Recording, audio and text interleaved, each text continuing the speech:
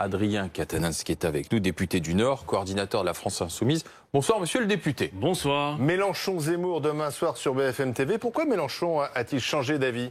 Jeudi soir, décidément. Changer d'avis, c'est-à-dire?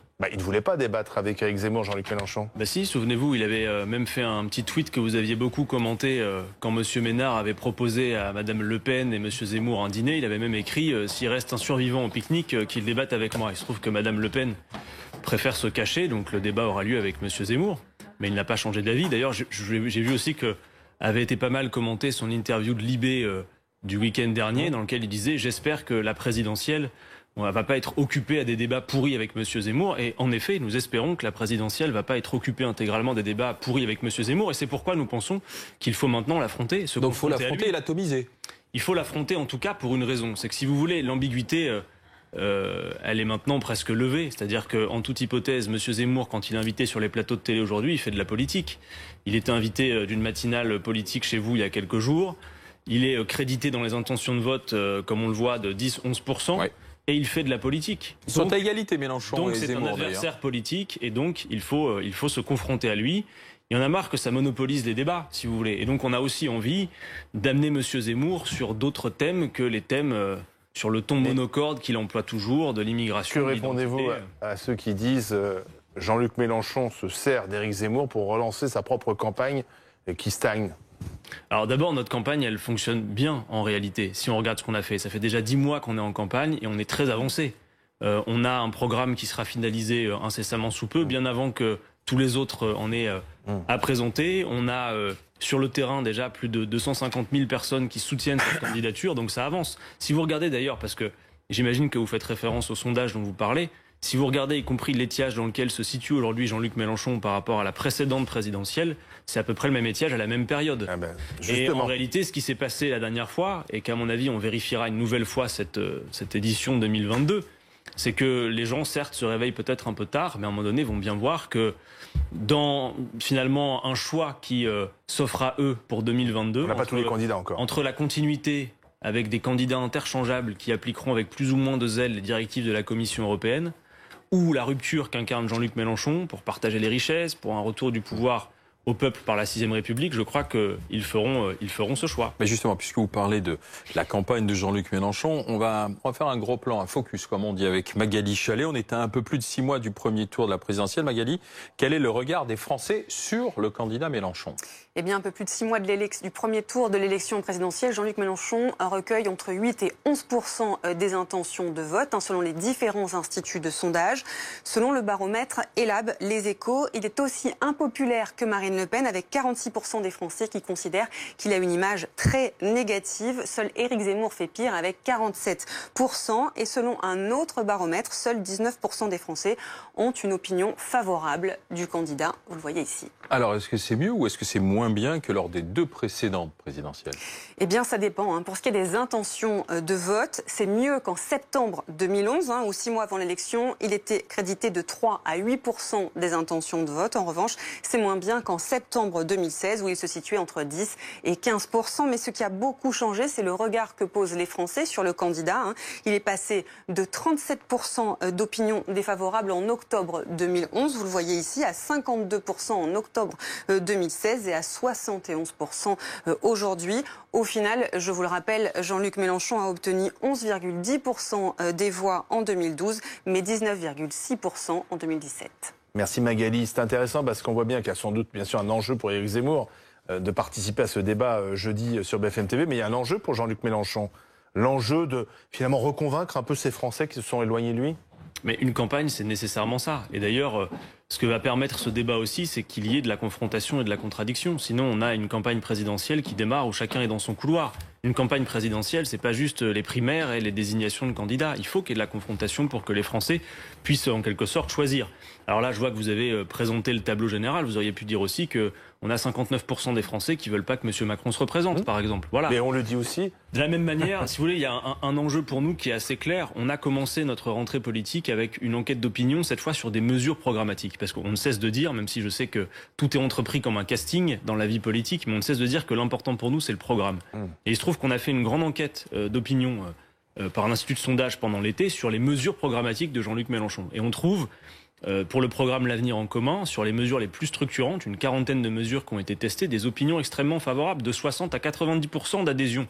Donc il y a un problème avec votre candidat alors? Non mais alors justement, j'y viens. Par exemple, pour vous citer ces quelques exemples des propositions phares de notre programme, il y a 63% des Français qui disent oui, nous sommes favorables à la convocation d'une assemblée constituante pour passer la 6ème République. Vous avez 74% des Français qui sont pour la hausse du SMIC proposée par Jean-Luc Mélenchon.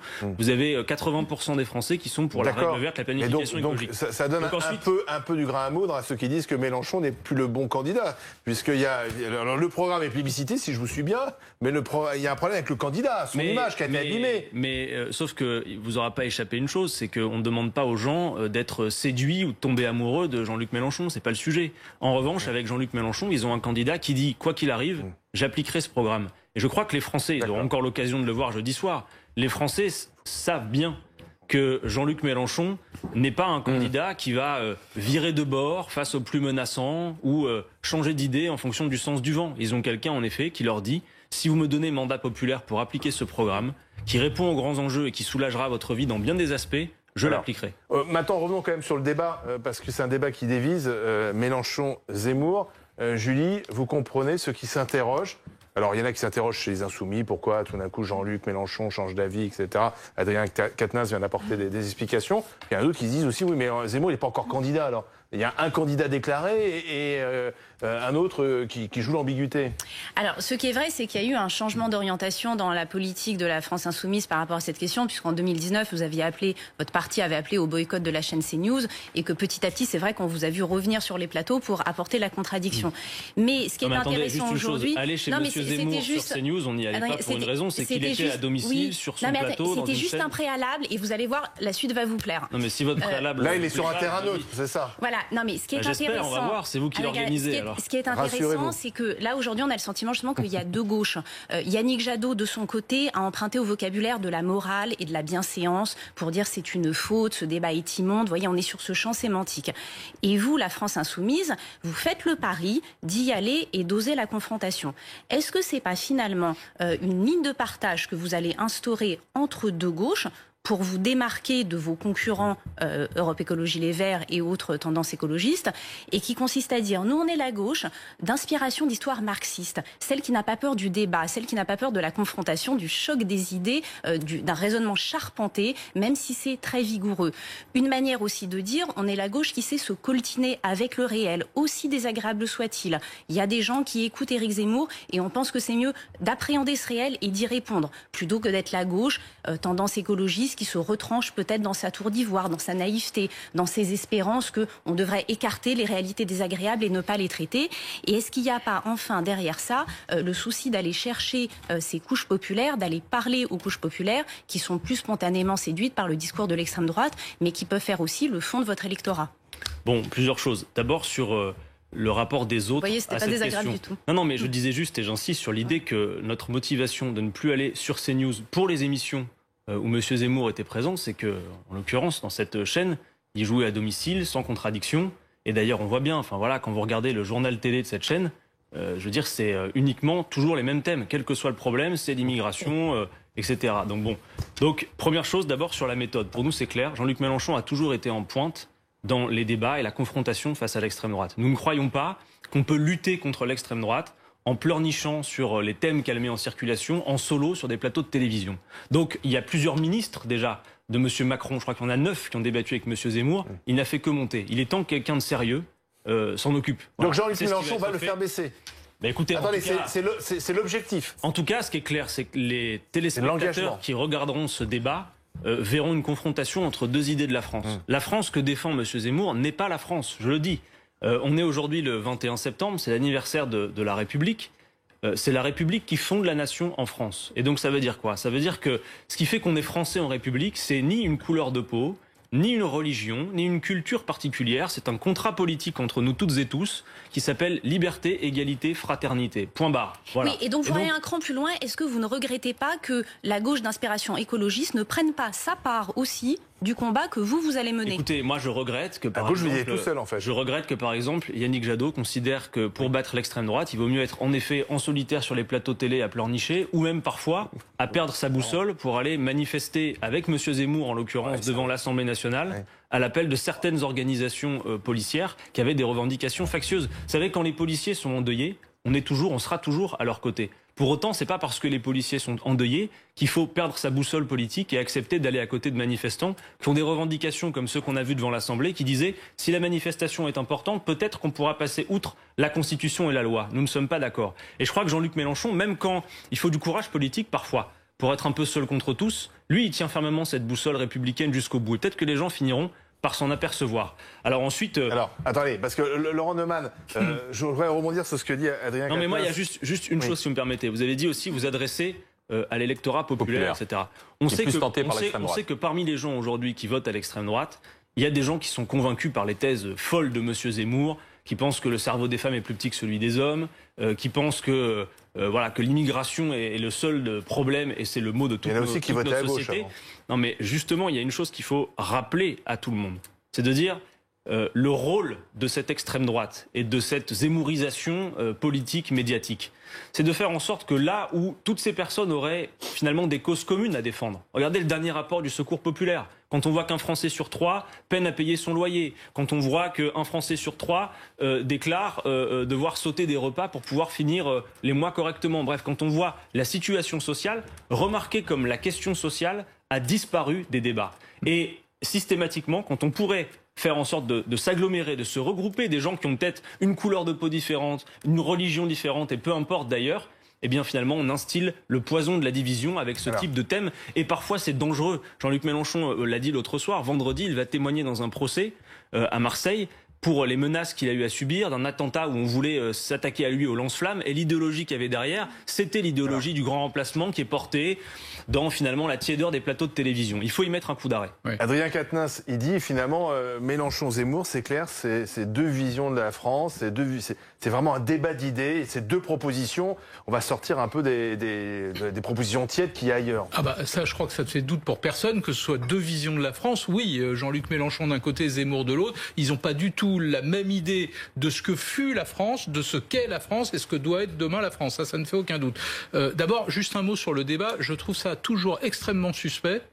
Ceux qui, avec des arguments très intelligents, expliquent que le débat ne doit pas avoir lieu. Alors là, je dois dire que moi, je tombe des nues. Ça doit peut-être être ma déformation professionnelle, je sais pas. Oui. Mais les gens qui disent « Ah non, ces deux-là, là, il faut pas qu'ils débattent, c'est pas bien », franchement, je ne comprends pas. Et la vérité, c'est qu'il n'y a aucun argument valide.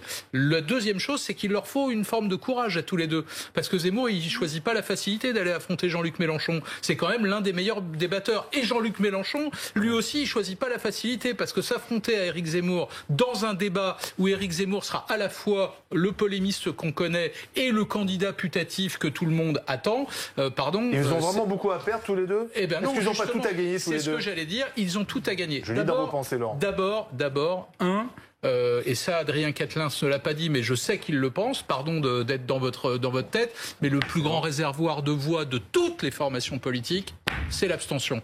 Si vous ne créez pas des moments politiques où vous allez parler aux gens que la politique rebute ou qui ne croient plus à la politique, ceux-là, vous n'avez aucune chance de les convaincre. Ce débat-là, il va leur parler à eux aussi. Et puis, deuxième intérêt pour Jean-Luc Mélenchon, cette fois-ci, c'est pas, comme on le dit, de relancer sa campagne, c'est d'obliger Zemmour à sortir de l'ambiguïté et à parler de sujets qui ne sont a priori pas les siens. L'économie, le social, l'écologie, la santé, le travail, l'éducation. Est-ce qu'il y a autant de différences que ça entre les deux sur la place de la France? Tiens, par exemple, dans la crise des sous-marins, impression qu'ils sont à peu près d'accord là-dessus sur on se dégage de l'OTAN et on fait un bras d'honneur aux Américains et on retrouve une souveraineté. Est-ce que sur la réindustrialisation du pays, ils ne sont pas plus sur des points communs que des points de divergence? Jean-Luc Mélenchon et Éric Zemmour, sur la souveraineté nationale. Je peux vous répondre sur le premier point. Je ne suis pas sûr que Jean-Luc Mélenchon aurait osé faire la vidéo qu'a faite Éric Zemmour avec les moulures au plafond derrière dans la posture d'un président qui m'a fait penser, pour vous dire la vérité, à Donald Trump sur Make France great again, en gros. Ouais. C'est on est humilié, avec moi, la France n'a pas dit son dernier mot, c'est le titre de son livre. Franchement, je pense pas que Mélenchon aurait osé faire ça. Maintenant, la question de la souveraineté, pardon, elle traverse toutes les formations politiques. Bien sûr que Macron, Montebourg, Hidalgo, Mélenchon, tout le monde a le mot souveraineté à la bouche. La question, c'est comment on y Certains parvient. le portent depuis plus longtemps que d'autres. C'est vrai. Adrien Voilà. Quatennens. Non mais, Adrien Quatennens. enfin, si vous regardez... Attendez, on a le justement, vous parliez de Zemmour qui s'adressait directement à Emmanuel Macron à chiffre de propos vente. de la crise de sous-marins. On va regarder ça et vous allez dire ce que vous en pensez, Adrien Quatennens.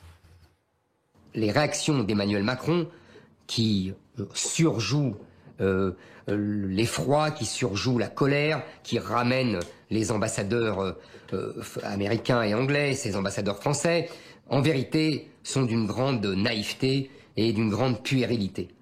Il faut, au contraire, prendre des positions beaucoup plus fermes. Par exemple, refuser d'aller à la conférence des démocraties que veulent organiser les Américains en décembre pour rameuter tous les alliés occidentaux contre la Chine. Est-ce que Jean-Luc Mélenchon pourrait pas dire la même chose? Je sais pas, je trouve ça très confus en fait. J'ai l'impression qu'Éric Zemmour, d'ailleurs, dès qu'il sort de ses thèmes de prédilection, il y a relativement beaucoup de confusion. En revanche, il a été très clair ces derniers temps sur des sujets qui émeuvent beaucoup dans le pays et qu'on ne peut pas laisser dire comme ça a été fait. Quand on l'entend parler des prénoms, quand on l'entend parler des victimes de Mohamed Merah, ou quand il fait sans contradiction son développement sur la peine de mort. Non, maintenant il faut de la contradiction. Et donc oui, je pense qu'en effet, il faut une forme de courage politique pour aller l'affronter, et que c'est en étant pied à pied sur le terrain des idées qu'on va réussir à faire reculer l'extrême droite et de prendre à témoin, en effet, les Françaises et les Français qui peuvent parfois être tentés. Pour dire, mais messieurs, dames, vous croyez franchement que ce sont les musulmans ou l'immigration qui ont fermé les usines en France et qui font que vous subissez la situation sociale que vous subissez? Vous croyez que ce sont les musulmans et les migrants qui sont responsables d'un partage des richesses Oui, mais inique je qui fait remarque que la que vous pauvreté voulez aller progresse? sur le terrain de l'islam et des prénoms, Non, mais et pas tellement sur le terrain de la souveraineté, de peur peut-être d'avoir des points communs, vous savez, ou d'avoir des convergences. Vous savez, il n'y a aucune peur d'avoir des points communs, parce que quand on voit toutes les abjections et les choses horribles que raconte Éric Zemmour sur beaucoup de sujets, on ne pourra pas être confondu. Nous sommes dans l'histoire, comme aujourd'hui, les adversaires résolus de l'extrême droite. Ça a le mérite d'être clair. Et je ne suis pas certain que M. Zemmour ait l'intention de partager les richesses dans ce pays, d'augmenter les salaires, etc., etc. Julie Graziani. Ça va être toute la difficulté pour Jean-Luc Mélenchon, parce qu'en réalité, au débat de jeudi soir, son interlocuteur n'est pas tant que ça Éric Zemmour. Son véritable interlocuteur, c'est tous ces Français qui vont être devant leur télé, qui fournissent les cohortes de l'abstention, ou qui fournissent les cohortes des électeurs potentiels de Marine Le Pen ou d'Éric Zemmour. Et c'est à cela qu'il doit s'adresser pour les convaincre et les ramener. Et s'il les ramène, ça ne peut être en effet que sur ces thèmes que vous avez cités, du social, de comment on relance une stratégie en vue d'augmenter le pouvoir d'achat, etc., etc. Et c'est en prenant soin de dissocier les sujets que vous avez cités également, qui sont les sujets sur lesquels vous ne pouvez évidemment pas faire semblant ou apparaître comme ayant la moindre complaisance ou la moindre convergence, mais tout en montrant aussi qu'il peut y avoir des convergences et un souci, des préoccupations de ce même électorat qui cède aux sirènes que par ailleurs vous vilipendez. Non mais vous savez, il y a une chose qui est très claire que vous avez perçue, c'est que notre sort est scellé à la question de la participation populaire. Ça, tout le monde nous le dit. Tous les spécialistes nous le disent. Plus la participation à l'élection présidentielle progresse, plus M. Macron se tasse, plus la droite se tasse, plus la gauche traditionnelle se tasse et plus nous montons. Donc pour nous, en effet, l'enjeu est moins de scruter à la loupe les intentions de vote pour tel ou tel de nos concurrents, de nos voisins, que de convaincre la grande masse qui s'abstient en leur disant quelque chose d'assez simple. Vous avez intérêt à ce que ça change. Vous avez vécu 3 quinquennats qui étaient censés incarner l'alternance politique. Vous avez M. Sarkozy qui était étiqueté à droite, M. Hollande étiqueté à gauche, M. Macron qui a pulvérisé tout ça en nous disant en même temps, maintenant, moi je change tout. Et en réalité, qu'est-ce qui a changé profondément pour vous? Vous avez 6 Français sur 10 qui déclarent avoir perdu du pouvoir d'achat pendant le quinquennat de M. Macron. Quand il est arrivé au pouvoir, les 500 familles les plus riches de France possédaient 570 milliards de patrimoine. Elles en possèdent le double et il y a 3 millions de pauvres en plus. Voilà le bilan de M. Macron. Et moi, ces gens-là, je leur dis une chose. Vous avez intérêt à ce que ça change. Vous êtes en colère. Je vous fais pas la leçon. Vous avez 1000 raisons d'être en colère. Mais une chose est claire, c'est que vu comment les règles sont faites, si vous restez à la maison au mois d'avril 2022 en pensant que c'est comme ça qu'on exprime la fronde, vous aidez M. Macron de fait. Donc on a besoin Rendez-vous jeudi et de faire en sorte que les gens comprennent qu'avec un bulletin de vote, on peut véritablement changer des choses, surtout pour la présidentielle. Rendez-vous jeudi soir sur BFM TV avec un candidat et un autre, pour le moment, non déclaré, virtuel. Qui sait, ça va peut-être se jouer jeudi soir, on va peut-être savoir. Ce sera sur BFM TV, le face-à-face entre Éric Zemmour et Jean-Luc